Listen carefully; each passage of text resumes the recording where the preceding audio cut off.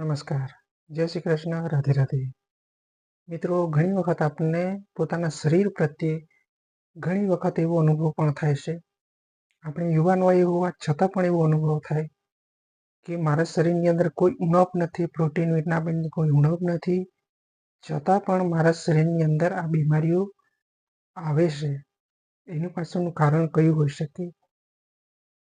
તો એ બાબતે આપણે ઘણી વખત વિચારીએ પણ છે કે સાંધાની અંદર દુખાવો થાય, માથાની દુખાવો થાય, એસિડિટી થાય, જે કોઈ નાની મોટી સમસ્યાઓ થતી હોય યુવાન વય હોવા છતાં પણ, તો આપણને પ્રેક્ટિકલી ખ્યાલ હોતો નથી કે એ જે બીમારીઓ આવે છે આપણા શરીરની અંદર, એની પાછળ મુખ્ય રીઝન કયું હોઈ શકે. તો આજના વિડીયોની અંદર આપણે એ જ માહિતી મેળવશું. અને મિત્રો, તમને આયુર્વેદ સાથે જોડાવાની ઈચ્છા હોય, તમારા આયુર્વેદના નિયમો જાણવાની ઈચ્છા હોય, તો આ ચેનલ સાથે મિત્રો જરૂરથી જોડાઈ જજો, જેથી કરીને તમે આવનાર સમયની અંદર, આવનાર ભવિષ્યની અંદર તમે આયુર્વેદિક ઔષધિનો ઉપયોગ કરી શકો. તમારા શરીરની પ્રકૃતિને આધારે તમે ઓળખી પણ શકો, જેથી કરીને એ ઔષધિ હોય એને તમે સરળતાથી ઉપયોગ કરી શકો. તો જે તમામે તમામ તકલીફ થાય છે, વ્યાધિઓ આવે છે, બીમારીઓ આપણા શરીરની અંદર આવે છે, એની પાછળનું મુખ્ય રીઝન એક જ છે મિત્રો. એ છે મિત્રો આમાશય. તો ઘણી વખત આપણે આમાશયની તકલીફ થાય છતાં પણ એને આપણે લેટ ગો કરીએ, નજરઅંદાજ કરી રહ્યા છીએ મિત્રો. તો એનું જે મુખ્ય કાર્ય કયું છે એ પણ આજના વિડીયોની અંદર આપણે સમજીશું. તો આપણને પ્રેક્ટિકલી ખ્યાલ આવશે કે મારા શરીરની અંદર જે કંઈ તકલીફ, નાની મોટી બીમારીઓ આવે છે, અને ટૂંક સમય માટે એના માટે આપણે ગોળીઓ પણ લઈએ અને એ સમસ્યા દૂર થઈ શકે, ફરી એ રિટર્ન આવી શકે. તો એની પાછળનું મુખ્ય રીઝન એ છે કે આપણે આમાશયની જે તકલીફ થાય છે મિત્રો, તો એનું કાર્ય શું છે, એની અંદર આપણને કઈ બીમારી આવી શકે, ક્યાં સુધી એ આપણા શરીરના અંગ સુધી પહોંચાડી શકે, એના વિશે પણ સંપૂર્ણ માહિતી મેળવશું. તો હવે શરૂઆત કરીએ કે જે તમામે તમામ પ્રકારની તકલીફ થાય છે મિત્રો, એ છે મિત્રો આમાશય. આમાશય એટલે ઘણી વખત આપણે ભૂખ લાગે તો પણ આપણે ભોજન કરી શકતા નથી, અથવા ભૂખ ન લાગે તો પણ આપણે ભોજન કરી શકીએ. તો એ નોર્મલ બાબતો છે, પણ એ બાબતો જ ઘણી વખત આપણને તકલીફ આપી શકે. ઘણી વખત ભોજન પચતું ના હોય છતાં પણ ઉપરથી આપણે કંઈક ને કંઈક ખાવાની ટેવ હોય.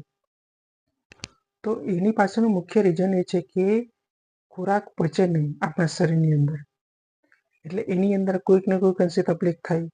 એ તો આપ સૌ જાણો જ છો. તો એ ભોજન પચતું નથી, તો એનો જે ચિકાસ બને છે એ આપણા દરેક શરીરના અવયવ સુધી, દરેક અંગ સુધી જે રસ બને છે એ પહોંચતો નથી, જેના કારણે ધીરે ધીરે કરીને એની અંદર ઝેરી ટોક્સિન જમા થાય. એ ટોક્સિન જમા થાય એટલે આપણે એ ઝેરી ટોક્સિન આપણા દરેક અંગ સુધી ધીરે ધીરે કરીને પહોંચી શકે. અને જ્યાં સુધી એ ઝેરી ટોક્સિન પહોંચે જે અંગ પર, એ અંગને વીકનેસ કરી નાખે, એની કાર્યક્ષમતા ધીમી કરી નાખે. તો જેના કારણે એ તકલીફ આપણા શરીરની અંદર આવી શકે. તો માની લો કે આપણા ઘૂંટણની અંદર દુખાવો થાય, તો એ ઘૂંટણની અંદર જે ચિકાસ બને છે એ ઘટી જાય. તો એ ઘટવાનું પાછળ મુખ્ય રીઝન એ છે કે આપણે ભોજન લઈએ, ભોજન બરોબર પચે ના, અને પછી પણ જાય, પણ જે એનો પ્રવાહ છે, એનો જે રસ છે, એ આપણા ઘૂંટણ સુધી, એના સાંધા સુધી પહોંચતો નથી, પહોંચે નહીં. એટલે એ ચિકાસની જે સ્તર છે એ ઓછું થઈ જાય, એટલે આપણે હાલી ચાલીએ તો એની અંદર દુખાવો થાય. તો મુખ્ય રીઝન એ છે કે આપણે ભૂખ લાગે તો જ વ્યવસ્થિત રીતે ખાવું, બરોબર છે, ભોજન સારી રીતે પચી જાય એવું ભોજનનું આપણે સેવન કરવું. એટલે આપણા શરીરની અંદર જે કંઈ ભોજન લઈએ છીએ એ વ્યવસ્થિત રીતે આપણી જઠર પ્રદીપ્ત થાય, જઠર અગ્નિ વ્યવસ્થિત રીતે એનું કાર્ય કરી શકે, વ્યવસ્થિત રીતે કાર્ય કરી શકે, ભોજન કમ્પ્લીટ એનું કવર કરી શકે, જેમાંથી તમામ પ્રકારના રસ બને અને દરેક અંગ સુધી એ રસ પહોંચી જાય એટલે એ દરેક સાંધાઓની અંદર એની રિકવરી મળી શકે. પણ બને ત્યાં સુધી આપણે એવું થતું નથી. આપણે ગેસ થાય, એસિડિટી થાય, બરોબર છે, પેટ બરોબર સાફ ના થાય, એટલે એ ધીરે ધીરે કરીને ઝેરી ટોક્સિન જમા જ થયા કરે આપણા દરેક અંગની અંદર, જેથી કરીને બીમારીઓ આવી શકે.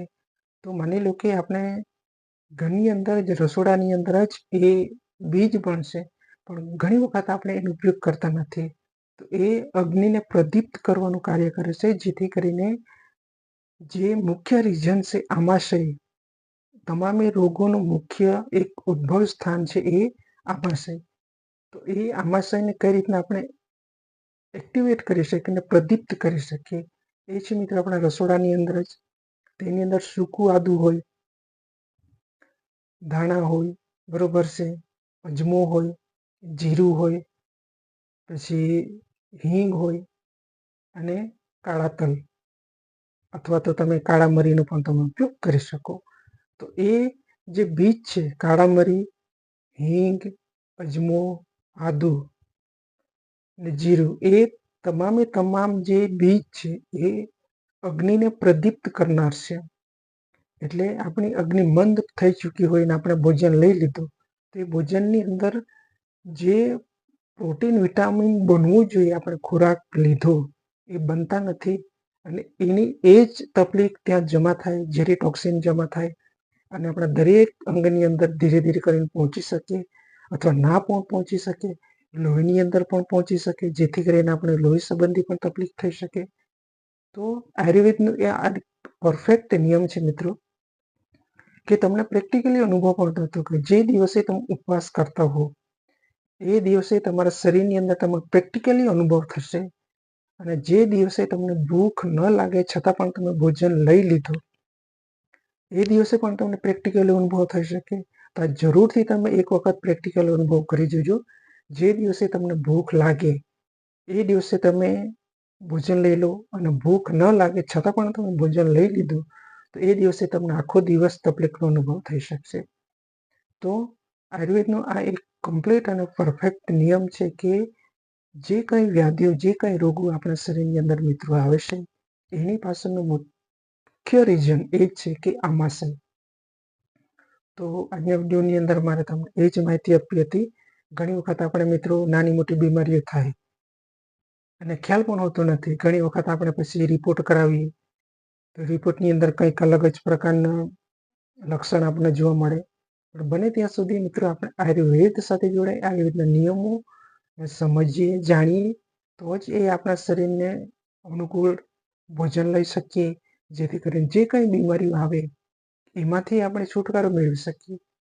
તો આજના વિડીયોની અંદર મારે તમને એ જ માહિતી આપી હતી કે સર્વ રોગનું મૂળ સ્થાન છે આમાશય. તો બને ત્યાં સુધી તમારું પેટ સાફ કરવાની કોશિશ કરજો. ભૂખ લાગે તો જ ભોજન લેજો, વધારે પડતું ભોજન ના લેતા. બને ત્યાં સુધી સ્વાદિષ્ટ ભોજન લેવાનું તમે થોડા ઘણા છે તમે તમારી ઈચ્છા અનુસાર તમે કંટ્રોલ કરી શકો. અને જે રસોડાની અંદર છે, સૂકું આદુ, અજમો,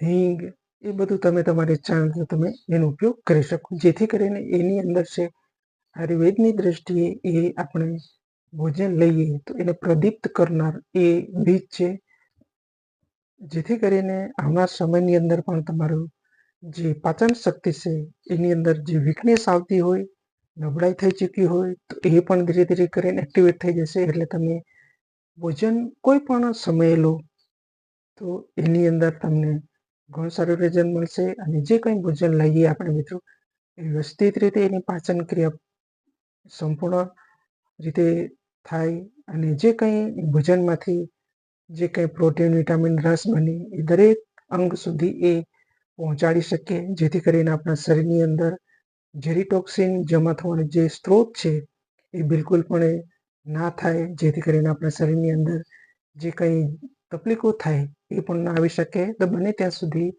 આ તમે ઘણી વખત પ્રેક્ટિકલી અનુભવ પણ તમે કરી શકો, જેથી કરીને તમને પ્રેક્ટિકલી અનુભવ મિત્રો થઈ શકશે.